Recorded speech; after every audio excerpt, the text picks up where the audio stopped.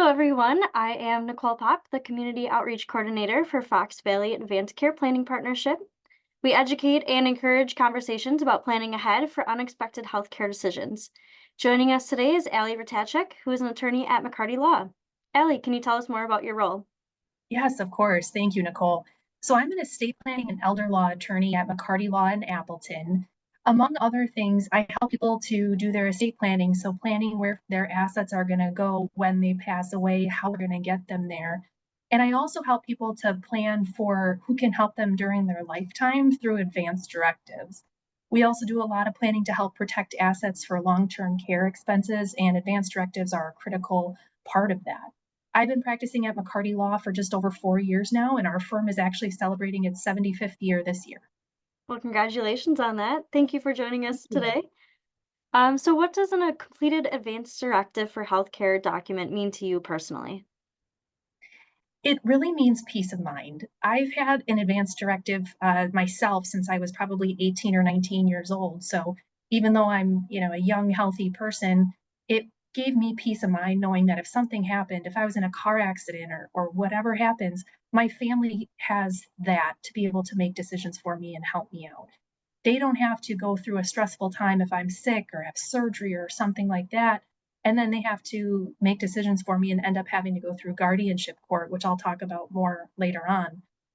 So I've gotten a lot of calls from clients or their family members in those panicked situations saying, my loved one was in a car accident or my loved one has, dementia or Alzheimer's, and they've gone downhill a lot quicker than I expected.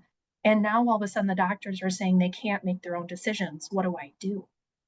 And those calls can really go one of two ways. Sometimes I can say, "Oh, yes, I've met with your loved one, and I did estate planning and advanced directives for them a couple years ago. We have the power of attorney. Let's just fax it over to the hospital, and then this person is their agent can make their decisions." They feel so relieved knowing that that's in place and that somebody can do those things for them.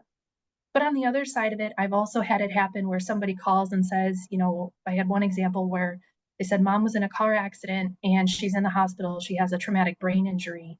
And the doctors are saying she can't make her own decisions. What do we do? So we start talking with them about, well, did your mom ever do any estate planning or advanced directives? Well, no, not that we can find. And in that instance, we ended up having to go through the guardianship court to have a legal guardian appointed for this individual. So not only did that family have to process the grief of the mother being in this tragic accident, and then we have to throw on top of it a lengthy and expensive court process to get somebody appointed as her decision maker. So you add a lot of stress, time, and money on top of an already tragic situation. So to me, it really comes down to that peace of mind that whatever curveballs life throws at us, we're prepared for those.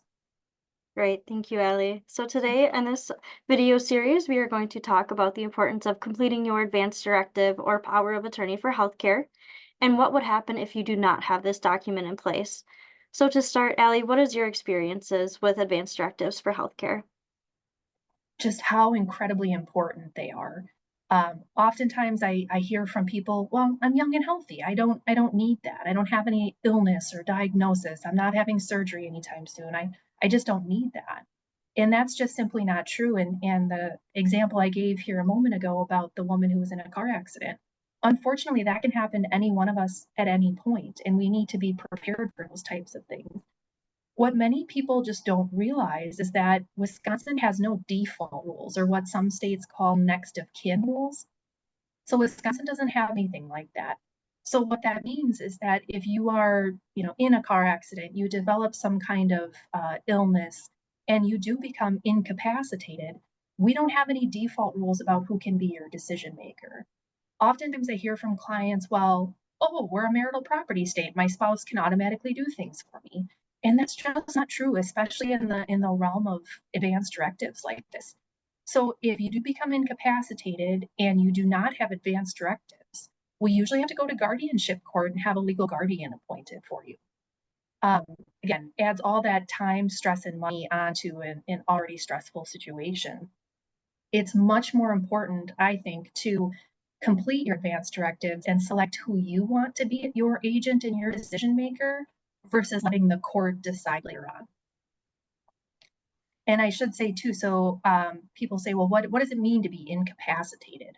So that's a term of art in both the legal and the medical fields. And that means that two healthcare providers, so it could be doctors, psychologists, physician's assistants, there's a list of providers, but two of them would determine that you are no longer capable of making your own healthcare decisions. You cannot communicate with your providers and you don't have the capacity to understand the decisions that you're making. So then they determine you're incapacitated. And then that triggers the activation of an advance directive if you have one. Right. Yeah. Thank you, Allie. Yep.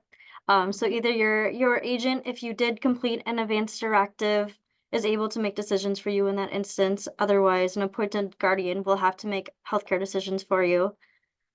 So that if you do not have an advance directive in place, what is that process like to get a guardianship to make healthcare decisions for you? Yeah, so like I've been kind of talking about, it's a lengthy and expensive process. So it starts with somebody on your healthcare team completing an examining physician's report. So the doctor completes this form, and then they determine that you are incompetent, which is the standard in the guardianship process. So sometimes, depending on the situation, we need to start with a temporary guardianship order. So those temporary hearings get scheduled within a few days of us filing that temporary guardianship petition. And that gets somebody appointed just kind of near term to be able to pay bills, make those important decisions, that sort of thing, while we start going through then the longer part of the process to have a permanent guardian appointed. So again, a lot of paperwork involved in all of that. There's also a guardian ad litem that is appointed as part of a guardianship process because the guardianship process wants to make sure that we are protecting the ward. So the ward is the person subject to the guardianship. We want to make sure that we're protecting the ward's interests and rights and that this whole process is in their best interest. We want to make sure that, some other family member isn't trying to take advantage of somebody. So the guardian ad litem also completes a report stating whether they believe this person needs a guardianship, whether it's in their best interest, whether the proposed guardian is the right person to act in that role. The guardian also has to do a lot of training. They need to understand what their rights and responsibilities are as guardian and what they all have to do.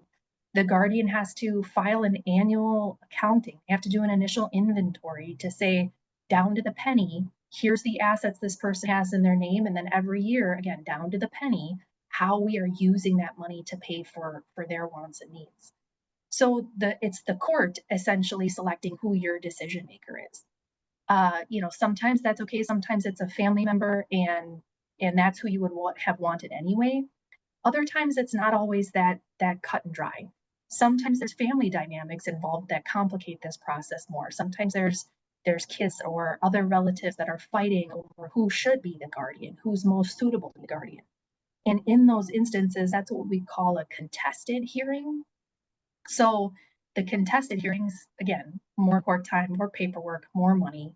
So all of this process, whether it's contested or not, is cost thousands of dollars between court fees and attorney's fees, guardian ad litem fees, to get all this done, versus taking the little bit of time and maybe a little bit of money to complete an advance directive.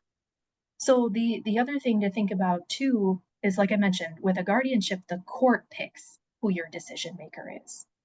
If you do an advance directive, you get to pick who your decision maker is. Now, sometimes that's a family dynamic issue about, I get along with this kid, I don't get along with my other kid. So I'm going to pick the kid that I get along with best to be my decision maker. Sometimes I've had clients say, well, I have this one child who works in the healthcare industry. They understand the lingo and all the terminology of all of this. So I want that person to be my decision maker. Not anything against the other kid. Maybe the other kid's the backup agent, but sometimes people's skills or job sets, those sorts of things make them better suited over somebody else. So it's important to do that. The other thing that people will factor in is, who do I trust that's going to honor my values, my wishes, my decisions? Sometimes it's religious-based decisions about what types of treatment they do or do not want, and I trust this person's going to follow through on what I want versus what they think is best. Sometimes it's maybe not religious, but just other, like I said, values or morals that I know who's going to be able to do that. I always like to give my own example too. So on my advance directive, I have my dad on there. My dad retired after 35 years on the volunteer fire department and the dive team, so he's a pretty good guy under pressure. I believe that he would make the right decisions for me based on what I want, and we've had those conversations. I have my mom and my brother on there as backups just in case dad isn't around, but I just think my dad would be well suited to make that decision should something happen. So those kinds of things go into it again versus letting the court decide later on. Yeah, thank you, Ellie, for all that information. That was great to learn about the guardianship process. And it really is a lot for your loved ones to go through when they're already dealing with uncertainty and worry about that person's care. So that is why it's truly so important for everyone, all adults, to complete their advance directive for healthcare so their wishes are known and followed and to avoid that lengthy, pricey guardianship process. Anything else that you would like to add at all, Allie? Yeah, if I could just touch base on, I mentioned earlier about not having default rules in Wisconsin.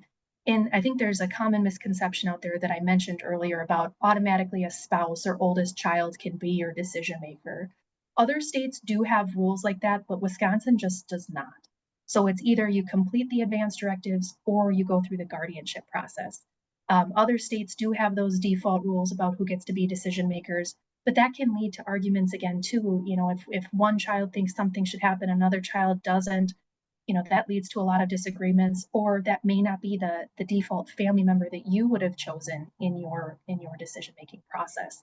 So it's important to realize that A, we don't have those default rules here, and B, it's much better for you to complete your advance directives, pick who you want to be your decision maker, rather than going through the court process, spending a lot more time and money, and then the added stress for your family. So it always seems like it's too early and then it's too late. If you wait until you're in the hospital after a car accident, you might not have the capacity anymore to sign a document. And then we're looking at guardianship. So better to be prepared, have those ducks in a row, and then not worry about adding all that time and stress on for your family.